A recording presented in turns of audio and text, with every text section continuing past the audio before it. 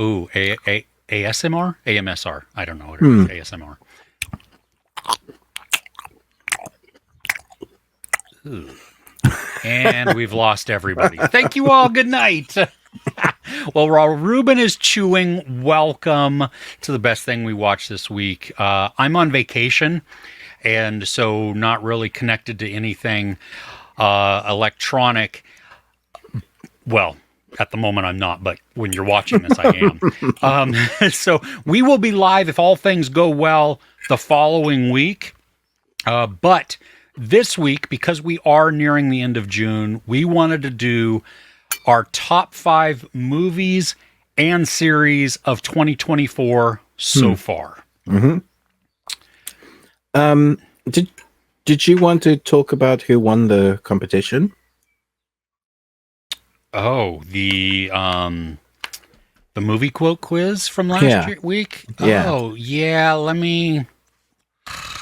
Or do we want to do that for next week? No, let's do it now. Let me find it here. There were a handful of people that did get it. I saw a bunch of people commenting. Yeah. Lots of people worried and happy that I was back and healthy. Yeah. Thank you so much for caring, guys. That does make me feel special.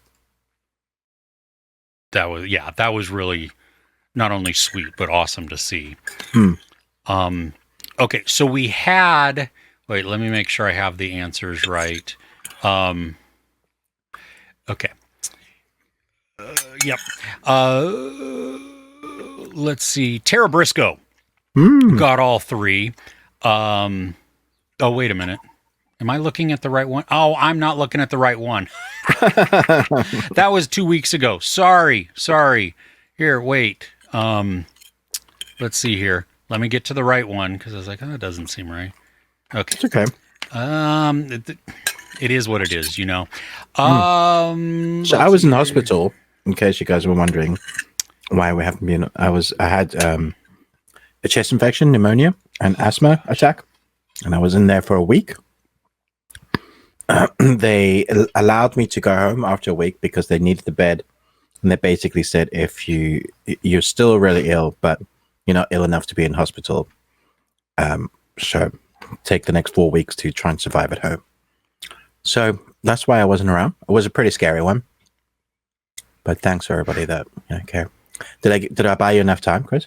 You did. It was still good for people to hear, and that you are on the mend. I am on the mend. Yeah, that's very important. And it was funny. The theme. I'll give you the theme afterwards, but people had a theme that I didn't intend, and yet was still totally accurate, which was really funny.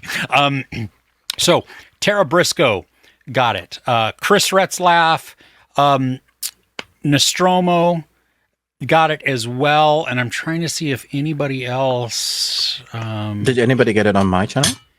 Let's see here. Let me look here. I'm waiting. Here we go.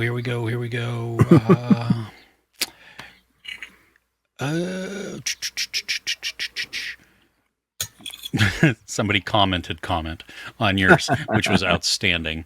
Brilliant. Thank you so much. Nope. Okay. Nope. But awesome to see that they were wishing you well as well. Okay. So the answers, because I know everybody's bated breath here, was Scream, The Hunger Games, and Oppenheimer. Yeah, I got that one. I got Oppenheimer. So the let's see here, Nostromo.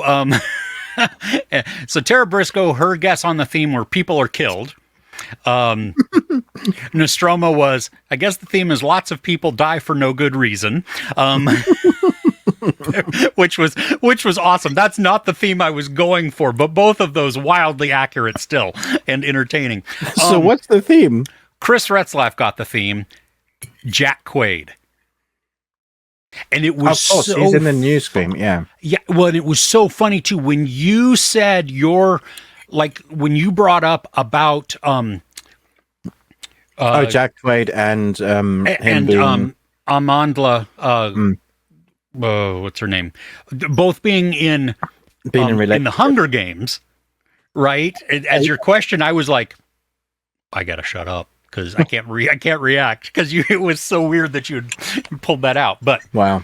yes, so Jack Quaid was the tying theme there. I don't have any movie quotes for this week, but we will reattach. I don't have a question. We'll come back next week for more questions.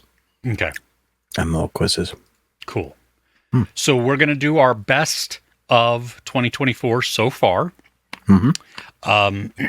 We have our top 5. We each have, I think, 3 honorable mentions. Yep. So we'll just, we'll alternate back and forth. And did you say you wanted to do movies first? Yeah. Okay. Do you want to go first, or while you're chewing, do you want me to go first? I can go first. Okay, go first. This was harder than I expected it to be because the films that I liked were few, but they were really good. So to have the ones not in there was tough. As always, it's subjective, and it's to the films I've seen. So, like, I haven't seen Mad Max Fury Road yet, or not Fury Road, Furiosa. So I don't know if that'll be in, but yeah. Okay. Okay, so number 5 is Civil War. Oh, okay. Which I know is like, it has split people. Some hated it, some loved it. I thought it was a fantastic film, skating that line of preaching, but also being really realistic. People didn't like that they weren't really specific with names. I liked that. I thought that was clever because that made me, in the UK, be able to relate to it more. Had you named names, it'd be like, okay, that's over there and that's that thing. But because it's more ambiguous, anybody watching around the world can go, huh? I thought the acting was phenomenal, really hard hitting, emotional, well put together. The score was fantastic. Yeah, it was really good. Cool. Cool. All right. My number 5 was one that I didn't expect. Young Woman in the Sea. Oh, yeah. I remember you talking about this. Yeah, Daisy Ridley. Well, like this one, Disney did a terrible job of marketing it, first off. Yeah. Oh, yeah. It only had a limited release in theaters. I don't know when it's coming to Disney Plus, maybe in August or something like that. True story, very inspiring, but phenomenally told. I mean, it's funny, like engaging, and I hadn't even heard of it until you mentioned it in your review.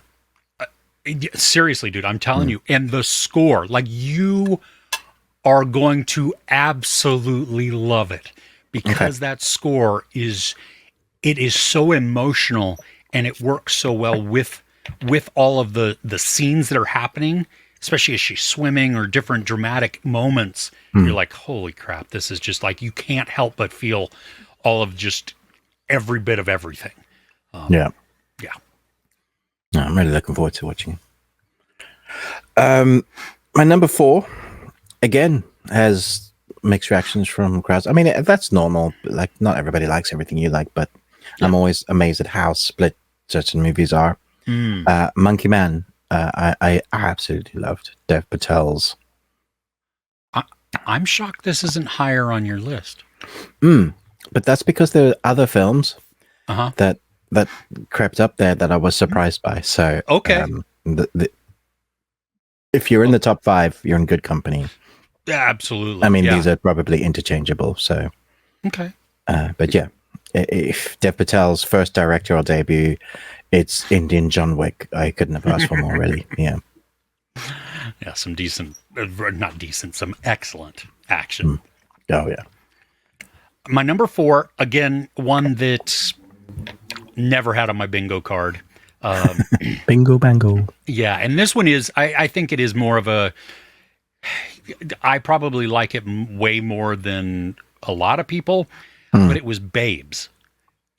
It's the one with Michelle Buteau and Ilana Grazer, and where they're best friends. One gets pregnant. It's kind of your raunchy comedy, but it works, and it is. I just didn't expect this to be on your top 5, though. I didn't either. I didn't even expect to like it. Okay, and it was phenomenal. It was just so good. Okay. Yeah. So hilarious and great characters, and the visual gag with I can't remember his name. He's the husband in Fargo to Frances McDormand. Right. He has a visual gag that goes through that they call out every single time, and it is hilarious. Okay, cool.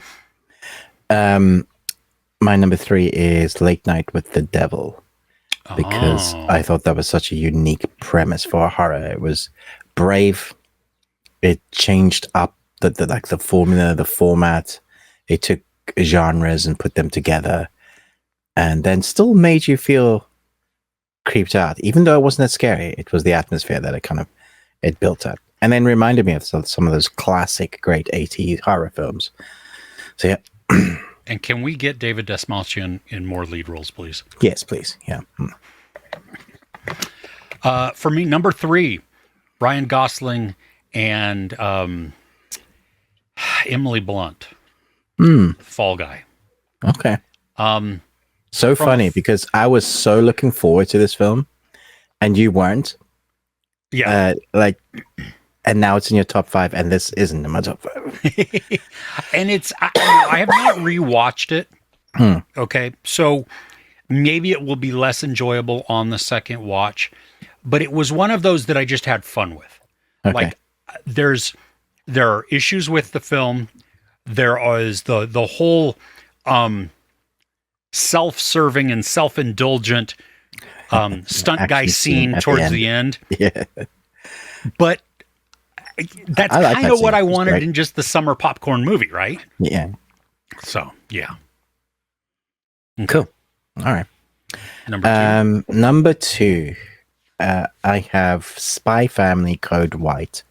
Oh. So this is a movie that is in the world of an anime TV series that is like a separate story, but I believe is canon. Most of the time when you get movies based off anime series, they're okay. They're not great. It's the few and far between that are really good. And so when I went and watched, I was so surprised at the quality of the story, the the ride that I went on, the characters that I was laughing and very emotionally engaged the whole way through. It's a very family-friendly story, but Nice. man, does it hit you. And then when it comes to the animation, you were mentioning score earlier. The score is beautiful, but it's a character with the action. So whenever there is great action set pieces and you're laughing your head off, it's always the score complimenting. So yeah, this is why I was so surprised at how good this was. Nice. Okay. My number 2 is not an anime, which is probably surprising. Abigail. Again, stupid fun. It was exactly what I thought it was going to be. You know, and I still understand a lot of the arguments of they shouldn't have shown that it was the vampire movie. But how do you promote it otherwise? Yeah. It's hard. Yeah. Yeah, I understand that. Kevin Durand, for me, stole the show, which I thought was wonderful. The big dude. Yes. Yeah. Yes. For sure. He needs... I'd like to see him in a lead role, because I've seen him in lots of bit parts, and I don't know if he can carry a lead, but I love his timing. Like, comedic... We know he can do action, but that dry, weird comedic timing he has is awesome. Yeah. He is, I think the first time I remember seeing him was in Smokin' Aces. And he's one of the 3 brothers. Yeah. And I'm pretty sure Chris Pine is one of the brothers also. And they're just unhinged and just, they're wrong all the way around. So, But I mean, they're all messed up assassins in that film, right? Oh, yeah. Yeah. Cool. Honorable mentions? Yeah, let's go into it. So Abigail was in my honorable mention. Okay. So I'll just, for all the same reasons you mentioned. Nice. Late Night with the Devil was in my honorable mentions. It could have been higher. It was higher at one point, but you know. No, choices. I get it. Infested is in my honorable mentions because it creeped me the heck out, especially knowing that they used real spiders. I think it had me all the way until the end, and when the things become larger than life, and I was like, okay, now it's still fun, it's still creepy, but nowhere near as scary as this. Yeah, when they were more believable. Yeah. Yeah, it is in my honorable mentions as well, and yes, Nice. because it freaked me the crap out, and that was way too real. Nice. My last honorable mention is The End We Start From. This was what's her name? Cody Cormac. No, Jodie Comer. Jodie Comer. Cody Cormac. Jodie Comer. London is flooded. It's like a post-apocalyptic sort of. Did your smoke alarm just go off? I don't know what that was. I just said post-apocalyptic, and it was like, alarm! Get to the bunker! This was so good. It was depressing and scary and tense, and really all about character. So in amongst the just absolute devastation of how people would act, what you would need to do to, what you would need to do to make your family survive, how far you would go to, ask all those questions in a very realistic English way, which makes it that much more real, at least for me, because I'm living, there. Yeah. And I was like, oh yeah, all these things feel so real. This is one of those that a lot of people didn't know was a movie. It flew under the radar. And I think when people start watching it, it will start getting that sort of cult following. That's got to be from me, right? The beeping you hear. Oh, it's not here. Yeah, it's not here. Yeah. Okay. I know. Awesome. Okay. I don't know. We have smoke alarms in every room, so I don't know where it's you know which one from. Yeah. And because it's all, like stone and hardwood floor and everything like that, it's just bouncing everywhere. My last honorable mention, Kingdom of the Planet of the Apes. I just, they had a lot of fun with it. I'm glad that it stayed. Everybody, I apologize. That is annoying. But maybe we can pause this for a second, and I can. I think it's that one up there. I don't know. The Roadrunner. I don't know. Yeah, I know. I don't know either. Yeah. Well, yeah. But yeah, it was a lot of fun. Again, a Kevin Durant movie, right? Yeah. So, but yeah, it was. I don't think it was. It was generic for an Apes movie. Like it could have been any other movie, but it worked, and I had fun with it. Okay. I'm going to pause for a second. Okay. Yes. Okay. So figured that beeping sound out. It was just the carbon monoxide alarm. So. Yeah. That's not a good thing. Is it the battery dying, or is it actual carbon monoxide? No, it's just the battery dying. I don't think I've changed the battery since it was installed like 4 years ago. So. Do you have more than one carbon monoxide? We have one on the downstairs and one on the upstairs. Okay. Well, if I don't hear from you. Yeah. But, carbon monoxide is heavier than oxygen. So I don't even know why we need it on the top floor. Yeah, right? It should be lower. Hey. Yeah. Okay. Cool. Cool. Our number ones then. Number ones, yeah. This is let me double check this. This is a film that has fallen under the radar of a lot of people because it didn't show in many places. But when I reviewed it, everybody in the world I knew ever. No, everybody in the comments was all like, I really want to see this film, but it's not showing anywhere near me. It's a Chinese animated film. It's called The Storm, and it's one of the most beautiful films I've seen in a long time. Up there with Studio Ghibli, for sure. Very reminiscent of things like The Breadwinner or Soul of Kellis, that sort of animation style. The story was incredible, the action was beautiful, but the animation, my goodness, so good.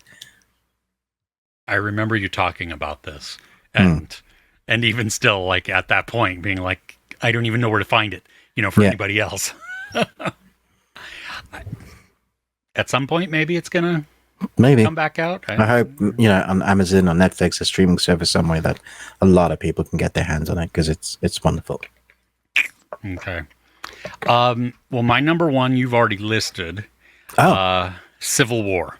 Okay. Yeah, that makes sense. Yeah. I agree with everything you said. I do love that it did not name people or even parties, because it makes it more universal. It makes it actually more scary. But I also loved that the story was following the journalists. Like, we were watching events play out from their point of view, and then getting their jaded perspective on the world. Kaylee Spaney was wonderful and horrifying at the end as well. Yeah. Because of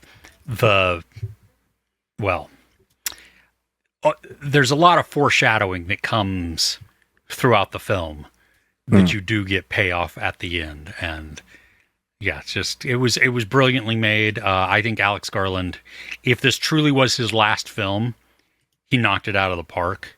I do know that people didn't like this one, and it is polarizing, but I think most of his films are polarizing. And yeah, there you go. Yeah, his films are polarizing. I hope it's not his last one, because, I mean, what a way to go out, though. I mean, fair enough.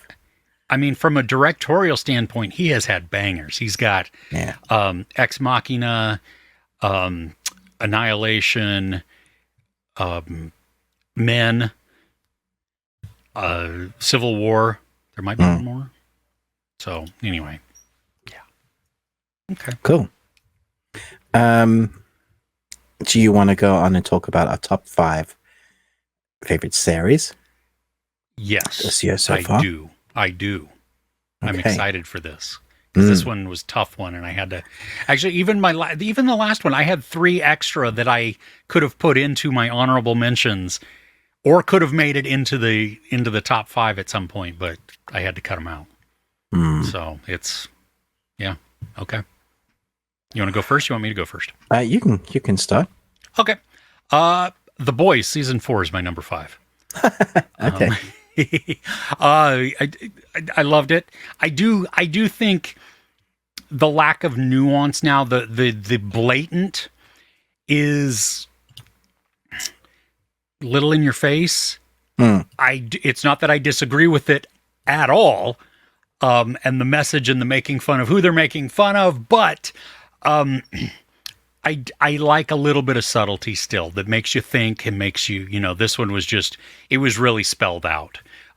Didn't make it any less funny, just made it maybe less thought-provoking. I think I didn't have to turn on my brain as much. Okay. So nice. Yeah.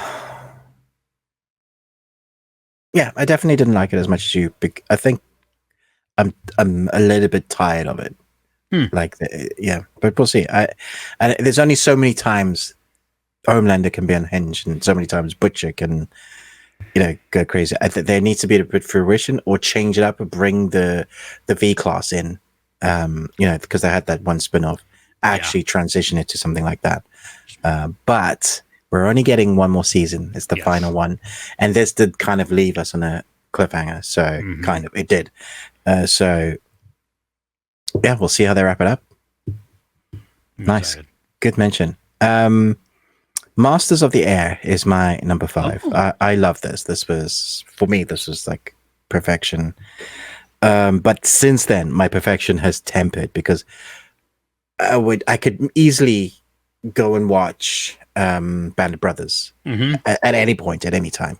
Yes. And as much as I love the storytelling of Masters of the Air, I don't feel like that towards Masters of the Air. Yeah. So, but it is still in my top 5. Yeah, I get that. I enjoyed it. I thought it was really well done, but I'm not drawn back into it. Yeah. Yeah. Okay. Number 4 for me, True Detective Night Country. I know that a lot of white men didn't like this movie, and a lot of white men didn't. No. Yeah. I thought it was brilliant. I loved the sci-fi Yeah, it's so unique possibility. for they don't normally go to the sci-fi. No. Well, and especially because it's still grounded. You know, Oh, yeah. I mean, you just Yeah. have and I thought the reveal at the end, the answers, all of the resolution was awesome. Yeah, it was great. You know, and it was wonderful to see Jodie Foster in a role where I didn't like her, Yeah. and yet I was still drawn to her. Fantastic actress. I mean, I was riveted. Like, I was mesmerized by what I was watching. Yeah. And Callie Reese, I'm sorry, any of these guys who think that they can take her on, Good luck with that. she will wipe the floor with everybody. She will put you down. She is awesome. So, Nice. there you go. Okay. My number 4 was House of Ninjas. Oh, this was Netflix? Mm-hmm. Okay. I like me a good action series, but I need to be able to see it. Yeah. There's so many Netflix series. When we get to the action, hand-to-hand combat, a lot of fast cutting, a lot of close-up. There is some of that in this, but mostly we get to see the choreographed, and it's brutal. But I love the fact that it's all to do with one family that is no longer, that like they've quit being ninjas from young to old, but they get drawn back into it. And they all kind of are secretly yearning to be ninjas again. So it's modern day. It's not like period. It's modern day. And I really am on the edge of my seat wondering how this family is going to survive. And it's brutal in the best way, but also it's just centered on one family that just happened to be ninjas. And so it just worked. So I loved it. It was so fun. I need to watch this. It's still on my list. Cool. Yeah, it's good. Nice. My number 3 is one that I was late to, but that meant I got to binge the entire thing. Yes. Apple TV Sugar with Colin Farrell. Okay. Dude, seriously. This is on my list. Like, ever since you told me how great this was, like, Kirsten and I just finished a series now, and I think this is next on our list. Okay. Yeah. I think you're going to dig it. Okay. Colin Farrell, first off, is just outstanding, but then you take the whole neo-noir feel and it works like really, really well in modern day. And the mystery, I think my one complaint would be there's one aspect that is very, very similar to a film that, if you've seen the film, you will know what's coming. you will think about it. I think. It's so hard to make everything absolutely unique these days because everything has been done. So that was kind of a, like, I wish it hadn't have tied so closely in that one little area, but there's still so much more that's going on and that's enjoyable. So you can kind of look past that a little bit. Okay. Yeah. Nice. Sorry, my cat is staring at me from the sliding door. All right. Number 3, Dark Matter. Oh, the new Apple TV series. Yeah. A unique story, twisty in its sci-fi. I like the fact that it's different. It's not. A lot of these sci-fi can either be like doing time loops or portals or something. This took an idea that we've had done lots of times and then kind of shifted our perspective and gave us a little bit. So when we get into like the room with the boxes and the different doors, it was mesmerizing. And then it was all about who are you rooting for? Who do you care about? Who do you trust? And will they be able to get back together as a family? Will they survive this? So it's great. You need to read the book now. Okay. Yeah, you do. Give it a little bit of time so that it's not so fresh. But it is. Yeah, Blake Crouch did a phenomenal job at the book. So okay. Yeah. Nice. Okay, number 2, you actually turned me on to this because I didn't realize it was coming out. What pissed me off even more is I had screeners for it and didn't even know it.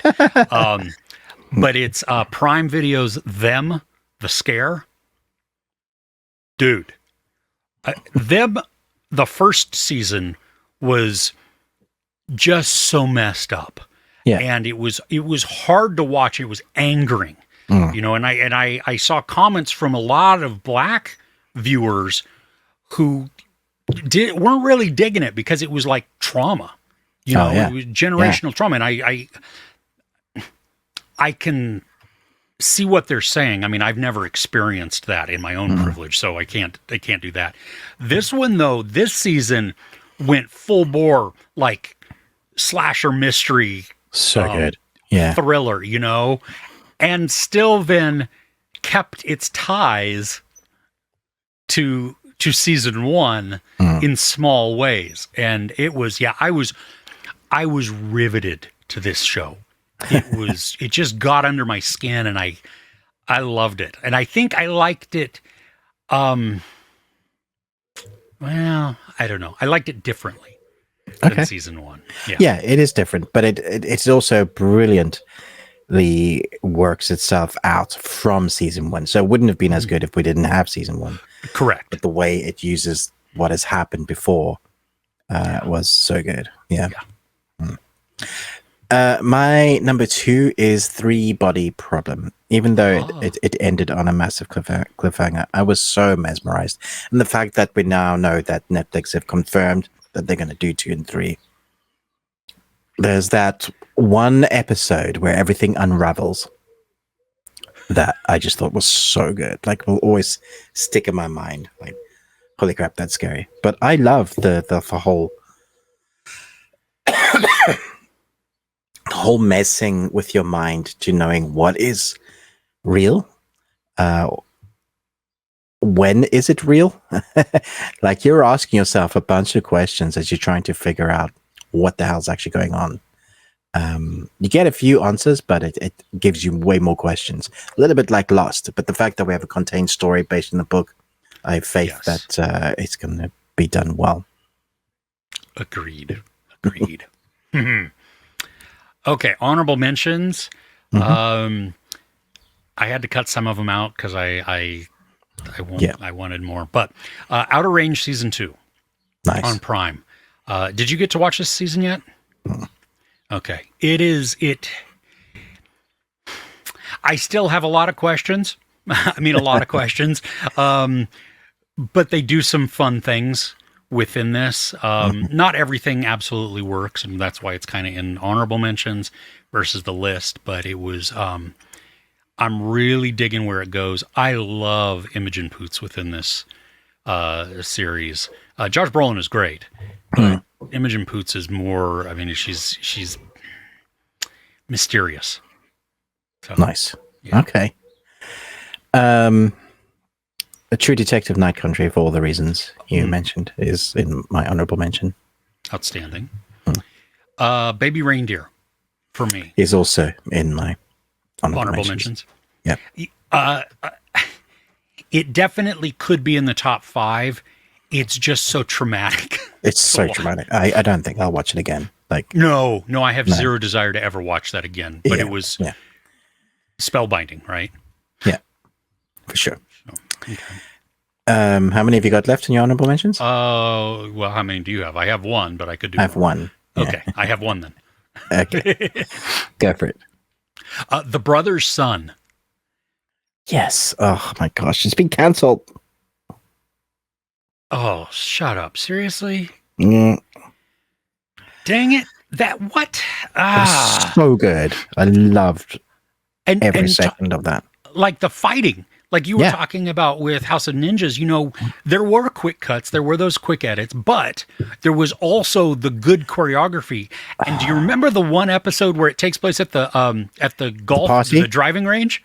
Oh, I was thinking you were going to talk about them in their dinosaur shoots, which cracked me up. Which that was hilarious also. But I mean, like the drone sequence at the driving range, the two scene, you know what I mean? Like we start in one and then we fly out, way out, and then turn back around and go up. And it's just, I mean, it was, I loved it. I thought it was great. It was because it was funny and relatable, action packed. And I was actually genuinely concerned for the characters. Yep.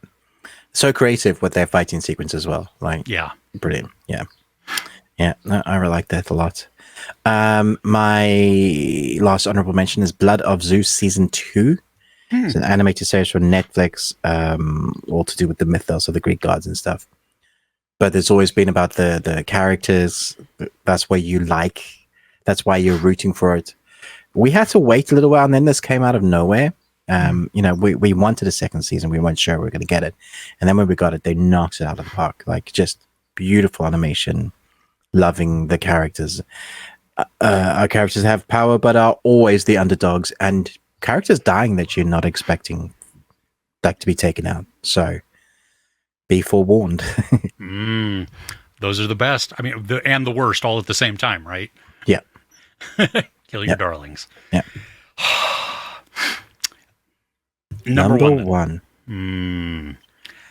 This is it's the conclusion. It is a season 2. There will not be any more. It's based on true events and writings from a real person, a reporter, and then this is the dramatization of that. Tokyo Vice season 2. Oh, okay. Holy flip. Dude, this, like, I enjoyed season 1 a lot. And I cared about some of the characters. In this, I cared even more. Like, I felt that there was even more urgency going on. And I loved that they brought us back to where episode 1 started in season 1. Like, because we see these events happening, and then everything else we watch is flashback. Right.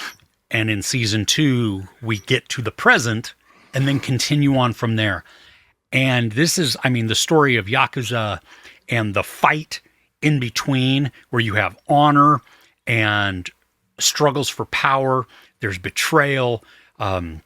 There's Jake Edelstein, who is the reporter, is an American, but in Japan.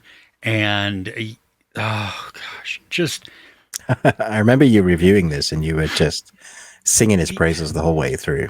Yeah, and Ken Watanabe is in this, as well as Ansel Elgort. They're both spectacular in that. The ending is intense. So is there no more? Is it done now? I would be pissed if they tried to continue the story where there isn't one. Okay. Jake Edelstein still was a reporter, and he continued on being a reporter. So maybe he has other stories that could be made or something like that. But as far as this goes, this is contained. It is done. We reach a conclusion and a resolution. And there is some brutality, and talk about feeling peril and fear for some of your characters, because you're dealing with large groups of very violent people who are very honorable, but they're also ruthless. And then you have a wild card character within that, and the chaos that brings. Yeah, I'm looking forward to finally getting to this. Do it. Put it in your eyeballs. Yes.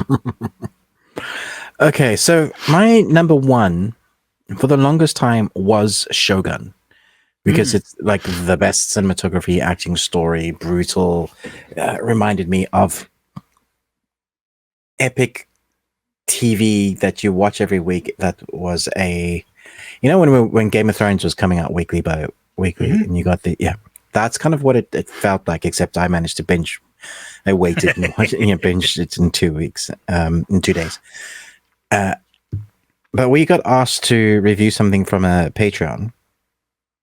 And now that I've caught up, X-Men 97 is the best TV series I've seen this year. But I'm not going to say why, because we're going to be reviewing that, and that'll come out in a couple of weeks. Interesting. Okay. Just as a sneak peek, I'm struggling through the series. Interesting. Yeah. How many episodes are you in? 3, I think. Yeah. Give it a bit more time. Okay. Yep. Well, I am. I mean, I'm gonna finish the season. I just, because I wasn't as sold at the beginning, but the beginning is setting up what's to come. And okay. It's great. Yeah. Okay, well, good to know. And that's encouraging that it knocked something of Shogun's caliber, and I do wonder if you haven't seen the original, whether you'll have the weight and emotion from all the characters that have gone through before when stuff happens to them later. Oh, yeah, I'm sure that's going to be lessened, but the animation is great. I mean, I enjoy that, and it does look like the stills. It's exactly like it was in the 80s, previous version. Yeah, for sure. So that's kind of cool. I do appreciate that from a visual standpoint. And you obviously don't skip the theme in every episode. You listen to it, right? Yeah. Sure. We'll go with that. Sure, we'll go with that. Okay. Cool. So let us know in the comments below, what are your top 5 movies of the year so far and top 5 TV series? There were so many that we both wanted to have in here that kept interchanging and swapping out things that I was like, oh, I've got to have that in here. And then I remembered something else. Oof. And, I'm not sure that the list that I have in the order that I have it will still play out at the end of the year. So, oh my gosh, I wanted Fallout. I wanted Avatar, The Last Airbender. I wanted Them, The Scare, and Parasite, The Grey. Like, I had so many that were awesome. No, I know. And Parasite, The Grey was on my list also at one point because fun. Yeah, The Gentleman. Yes. Oh my gosh. So good. Yeah. Right. The First Omen. Wicked Little Letters. Did you ever watch Wicked Little Letters? I did. Yeah. That was excellent. Yeah. It was way better than I thought it was going to be. Yeah. So good. Yeah. So, yeah, there you go. But everybody, we will be back next week live. I will be done with vacation. I don't know what I'll be like. I may be totally laid back. I may be asleep. We'll see. Hey, man. But Ruben is on the mend, which is the best thing ever. So that is wonderful. I'm learning to breathe again. You should have asked him if they could give you something to help breathe underwater at the same time. Yeah, that would be cool. Hey. Different, at least, right? Can I have some gills, please? Or like, what's his bucket? The Deep. They're on his sides like or something, right? Oh, it's here. It's gross. It's just. I mean, he's gross. So he is gross. He's the grossest. Yay, maybe. I don't know. Him and Homelander are both. No, Homelander, yeah. Gagging. Homelanders are different. Yeah. Yeah, that's true. Different grossness. Yeah, that's true. Yeah. So, all right, everybody. Thank you so much. Don't forget, we have our Patreon. It is patreon.com/thebeardedones. £1 will get you in there. There are over 100 videos in there. We've just gotten some recent people that have joined, which is outstanding, like Florida Man. I do know your name, but I don't. You listed as Florida Man, so that's how you're going to be. Peter Kvass, Patrick Reagan, and then all of our existing ones as well. We really do appreciate that. Thank you so much. Also, do not forget to like, share, subscribe. Ruben with the Ruby Tuesday, me, Chris, Movies and Munchies. With that, friends, hey, you know what? We will see you next week. All right, take care.